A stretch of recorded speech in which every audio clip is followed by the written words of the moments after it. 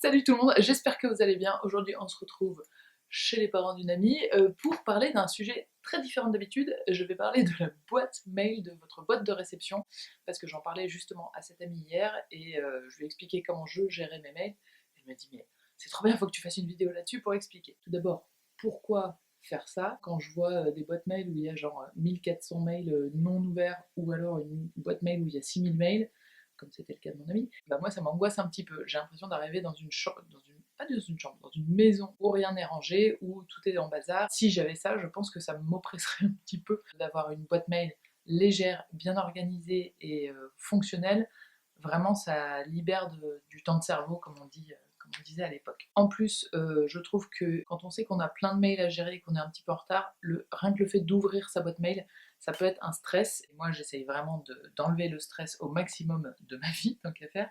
Et en plus, si vraiment vous gardez tout, au bout d'un moment, il se peut que vous ayez plus assez de stockage et que ça devienne payant. Et moi, je trouve ça un peu dommage. C'est une méthode que j'ai élaborée quand j'étais hôtesse d'accueil parce qu'on était 7 personnes à avoir la même boîte mail, pas forcément toutes présentes en même temps. C'est important d'émettre des règles qui sont les mêmes pour tout le monde parce qu'on a tous des façons différentes de gérer nos boîtes mail et ça peut devenir catastrophique quand c'est dans l'univers professionnel. Au fur et à mesure des expériences, on a mis cette méthode en place et je l'ai gardée pour ma vie perso et franchement, ça change tout. Avant de vous expliquer comment faire, je vais vous expliquer la finalité, le but final, c'est que dans votre boîte de réception, il n'y ait que les mails qui sont importants et en cours. C'est vraiment le mot le plus important, je pense, de cette vidéo, le en cours. Donc, si c'est quelque chose que vous avez déjà fait, que vous ne devez pas avoir en tête là maintenant, votre mail ne doit plus être dans votre boîte mail. Donc, par exemple, moi, en moyenne, j'ai entre 15 et 20 mails dans ma boîte mail.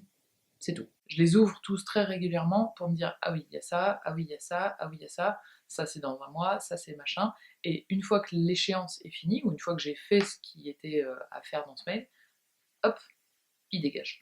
Donc dans ma boîte mail, il n'y a que les choses vraiment de mon organisation en cours. C'est, je trouve, extrêmement important pour les boîtes perso, mais moi j'ai plusieurs boîtes mail. J'ai ma boîte perso, j'ai ma boîte pour mes cours, j'ai ma boîte pour très cool, et en fait, le fait d'avoir plein de mails dans toutes ces boîtes, on perd vite pied. Du coup, le fait d'avoir que du en cours, c'est dépolluer sa tête de tous ces mails obsolètes qui ne servent à rien, toutes ces informations qu'on n'a plus besoin d'avoir en tête. Donc maintenant, on va passer à la méthode. Comment on se débarrasse de tous ces mails qui ne servent à rien?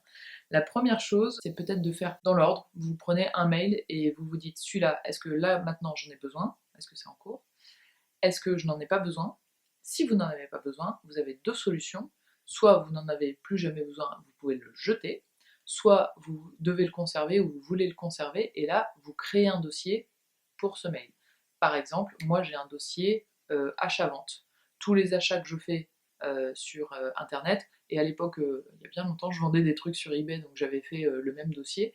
Dès que j'achète un truc, vous savez, votre numéro de commande, votre livraison, votre machin, hop, ça va là-dedans. J'avoue que les livraisons, une fois qu'on me dit votre paquet a été livré et que je l'ai reçu, bon bah je jette aussi, c'est pas la peine de le garder 1500 ans. Mais par contre, les numéros de commande, les factures, les choses comme ça je les garde dans ce dossier achat-vente. Vous pouvez avoir un dossier famille, enfants, couture, pro, taf, et vous pouvez aussi avoir des sous-dossiers. Par exemple, si j'avais un dossier taf, et ben je mettrais un sous-dossier très cool, un sous-dossier école et un sous-dossier peut-être YouTube. Et comme ça, on a pas 12 000 dossiers non plus, il y a des dossiers et des sous-dossiers. Je vais pas vous expliquer comment le faire techniquement parce que ça dépend de vos boîtes mail. Moi en général c'est clic droit sur boîte de réception et créer un dossier. Ou alors quand vous êtes dans votre mail, vous avez le petit truc déplacer vers, et là dans déplacer vers vous avez créé une nouvelle catégorie. Donc voilà, vous pouvez avec des glissés, déposés, souvent ça marche aussi. Donc à chaque mail vous faites ah oui, tiens, celui-là je le mets dans telle boîte. Celui-là, ah bah il n'y a pas encore de boîte créée, je la crée. Celui-là, rien à faire, je jette. Donc déjà, ça permet d'écrémer un petit peu. Si vous recevez des newsletters et que vous en fichez complètement, vous ne voulez plus la recevoir, vraiment automatiquement, allez voir tout en bas du mail. En général, il y a un je veux me désabonner, cliquez ici. Au bout d'un moment, ça allège quand même parce qu'on peut vite en recevoir 10 par jour qui ne servent à rien et qu'on ne regarde pas. Si c'est une newsletter par contre d'un truc qui vous intéresse, vous la lisez. Si vous vous dites tiens bah je veux aller voir demain, vous gardez le mail. Si vous êtes déjà allé voir ce qui vous intéresse, bah vous pouvez jeter la newsletter. Mon amie hier en avait 6000 dans sa boîte, je pense qu'elle y a passé peut-être 1h30 ou 2 heures et elle en avait plus que 500 déjà. Donc c'est pas un truc qui va vous prendre 6 mois de trier 6000 mails. Par exemple, les mails de WeTransfer. WeTransfer, c'est un site pour envoyer par mail des dossiers volumineux. Il vous envoie une confirmation quand c'est bien envoyé, il vous envoie un code pour justifier que c'est bien votre adresse mail, etc.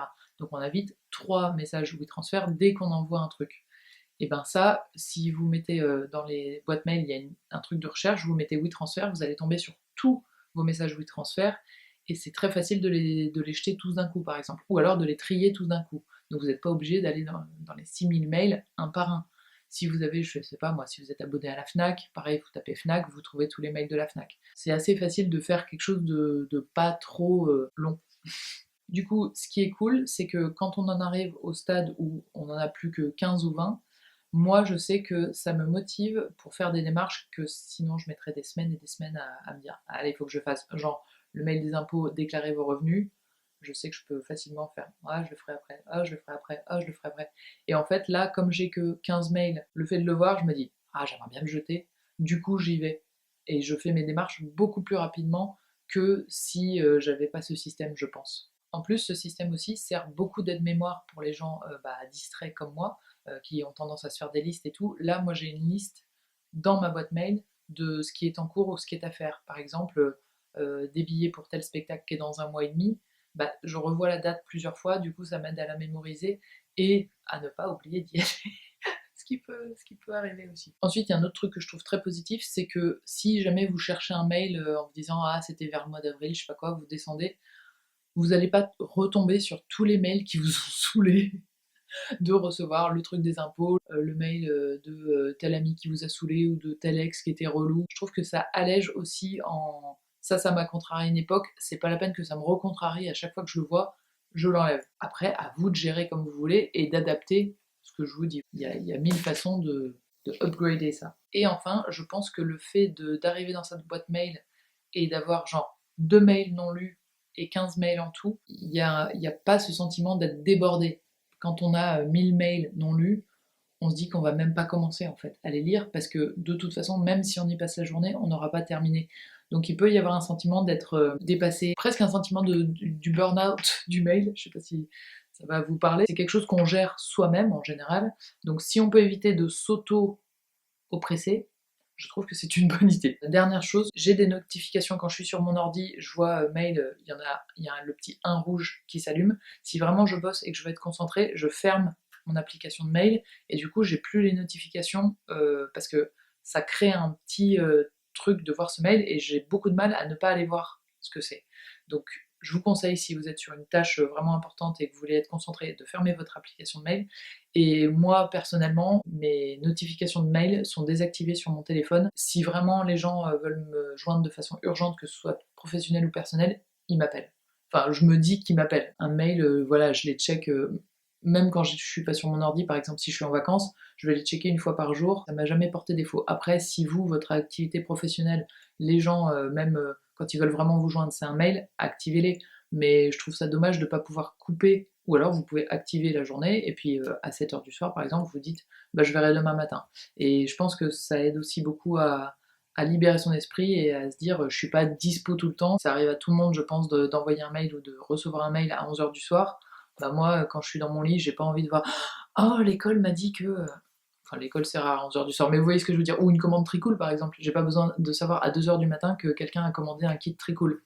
Si je le vois à 9h du matin le lendemain, tout s'est bien passé, il n'y a pas de problème. Trouver des astuces pour se déculpabiliser, déoppresser, dépolluer, je pense que c'est le bon mot, l'esprit avec la fameuse gestion de cette boîte mail qui peut devenir très omniprésente. On attend vos astuces dans les commentaires, j'espère que ça a pu vous intéresser, je vous souhaite une merveilleuse semaine et je vous dis à la semaine prochaine, probablement pour un tuto couture. Ah, et dernière petite chose, juste parce que je trouve ça joli, je vais vous montrer, hop, le meuble qui est derrière moi. J'adore cette petite décoration. Bref, c'était la parenthèse inutile. Ciao!